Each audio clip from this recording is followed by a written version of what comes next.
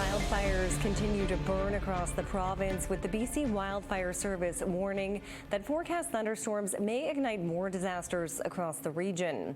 Officials say drier conditions, droughts, and rising temperatures are a contributing factor in this year's wildfire season.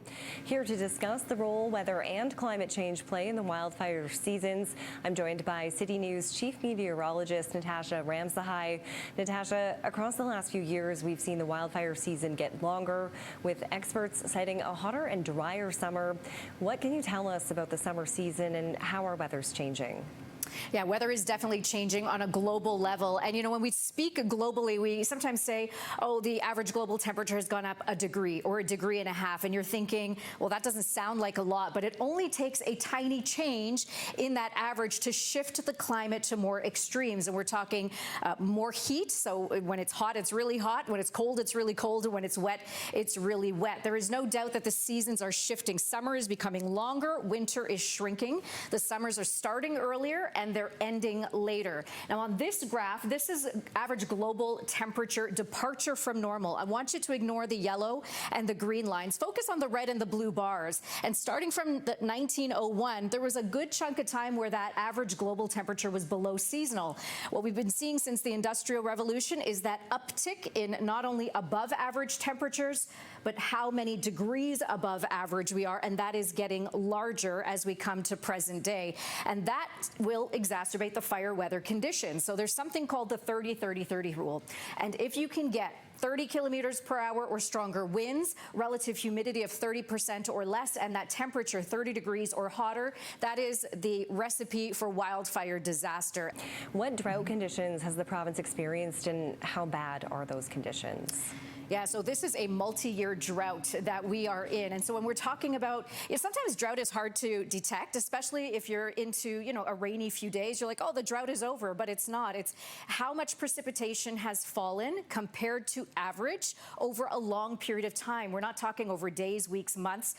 The shortest period is usually a season, but in this case, much of BC has been in drought conditions for the last couple of years. And it's that northern region here, central and northeastern BC, that has really seen the most extreme drought, although the interior as well, right? The Kootenays and into the Okanagan as well. I know over the last couple of weeks we've had some cooler weather move in, which is great, but we are still into moderate drought into many parts of the interior, and severe drought as well. And then, of course, you move up into the northeast, and we are talking about the extreme drought. And this puts the stress on the trees. So when wildfires roll through, the trees, which are already distressed, will collapse more, and then it's got more fuel to burn. And of course, we know about the underground burning as well. So what climate are we seeing in Vancouver, and would you say it's changing?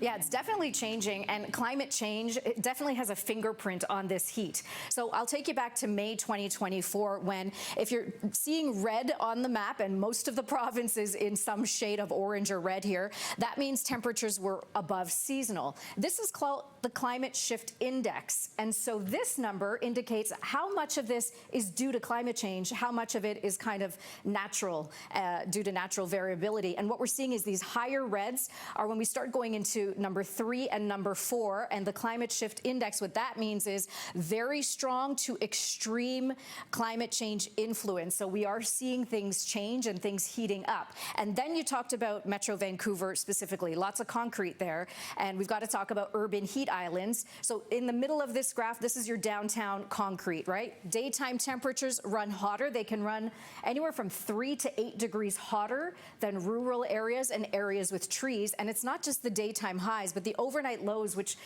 doesn't get a lot of media play, right? We're always like, oh, it's 35 degrees, it's 37 degrees in the day. But those overnight lows, when they don't get to cool down to below 20 degrees, then it makes it easier to get up to that high 30-degree temperature during the day. So that urban heat island is also a problem for Metro Vancouver. And yes, we are going to see more of this heat as concrete expands and people start building more, right? And we have less trees in place.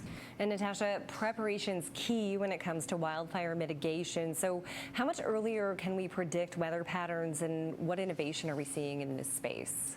Yeah, this space is always advancing. So if technology advances, our weather forecasting improves. So first thing, improved data assimilation. So the thing is, our weather forecast models rely on current data to give us a good indication of what's coming. So if we don't have data coming in from radars, from satellites, from weather balloons, then what we give you as a forecast is not going to be good. So we are seeing improvements in that. The better the data that goes in, the better the stuff that comes out. Here's the Canadian network of radar coverage. And initially radars, I know most of the population lives along the border, right? So initially all of the radars were right along the border. But now we have a lack of radar data that we're able to feed into our forecast models for the areas where the wildfires are really going, right? So northern parts of the prairies. Alberta's not doing too bad, but Northwest Territories, Yukon and Nunavut have zero radar coverage right now, along with northern BC. We don't have any radar coverage there. So, and again, radar is just one form of data that can be put into these forecast models. But if we improve this, then we can improve what's coming out to you in terms of forecasts. So much great information there, Natasha. Thank you so much for your time and expertise. We Thank you. really appreciate chatting with you.